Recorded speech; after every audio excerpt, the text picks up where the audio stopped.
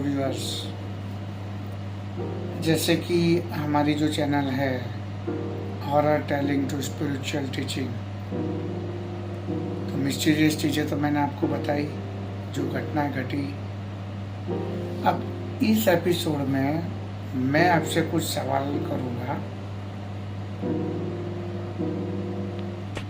अब जैसे कि हम देखते हैं कि पूरा का पूरा जो ब्रह्मांड है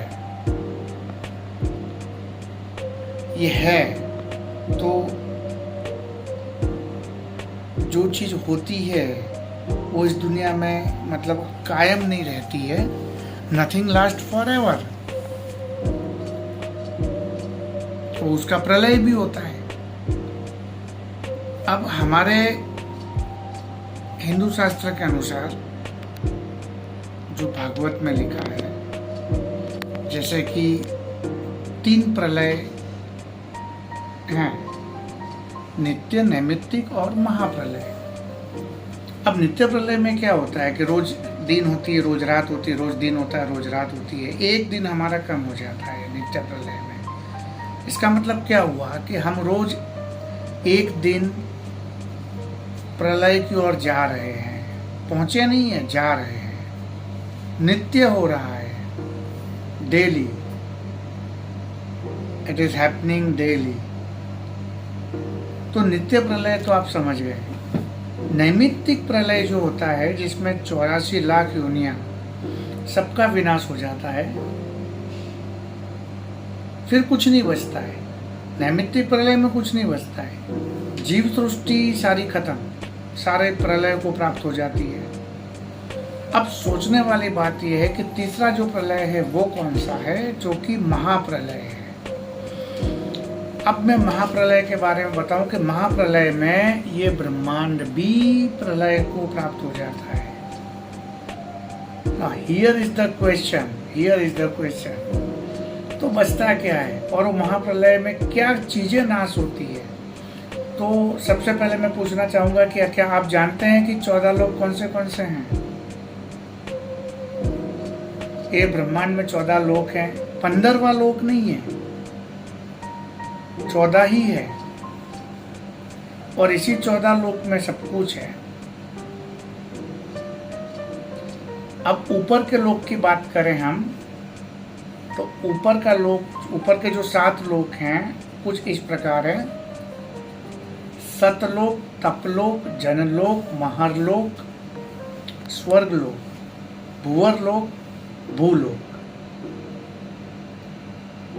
ये तो हो गए ऊपर के 7 लोक। अब मैं बात करूं आपसे कि नीचे 7 लोक कौन से हैं। तो नीचे के जो 7 लोक हैं वो इस प्रकार है: अतल, वितल, सुतल, तलातल, महातल, रसातल और पाताल। ये हो गए 14 लोक। अब ये 14 लोक भी नाश हो जाते हैं महाप्रलय में। 15वां लोक है नहीं हमारे पास, ब्रह्मांड में नहीं है। अब सोचने वाली बात यह है कि आदमी सोचने पे अगर कोई भी स्पिरिचुअलिज्म को जानता है या मानता है या जानने की कोशिश करता है, उसके बारे में खोज करता है,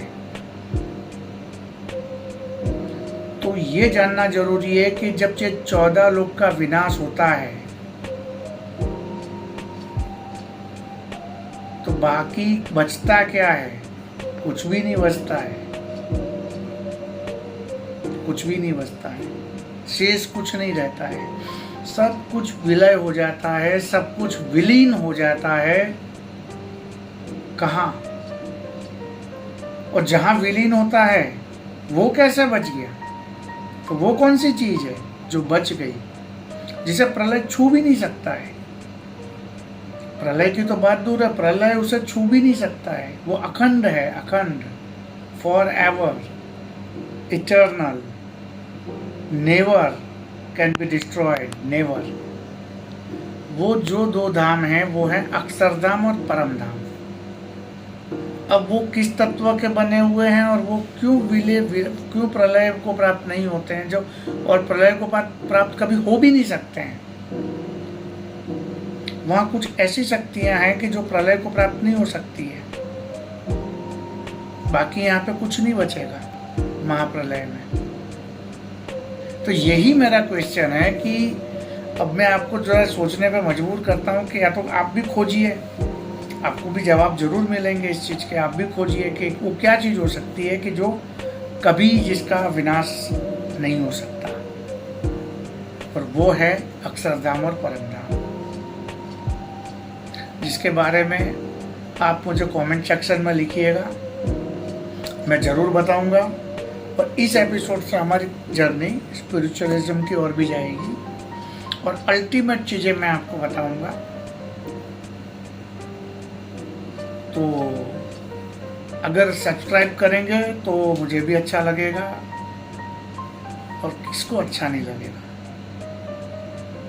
और देखते रहिए बिल्कुल मेरे साथ, कुछ नई नई चीज़ें, नई नई बातें, कुछ नए रहस्य की ओर मैं आपको ले जाऊंगा। अभी तक आपने जो भी ज्ञान लिया है या जो भी ज्ञान है, ज्ञान उसे कहते हैं जो रिफ्रेशमेंट दे, बोझिल ना बनाए हमें। Brain should not be loaded, वो हमें रिजुवेनाइल करे, रिफ्रेश करे, तरोताजा करे, ज्ञान उसे कहते हैं। तो बस इस एपिसोड में हम इतनी बात करेंगे, नेक्स्ट एपिसोड में हम और आगे बढ़ेंगे। और कमेंट सेक्शन में आप लिखिएगा तो मुझे बड़ा आनंद होगा, बिल्कुल मैं जवाब भी दूंगा। Thank you very much. मिलते हैं फिर अगले एपिसोड में।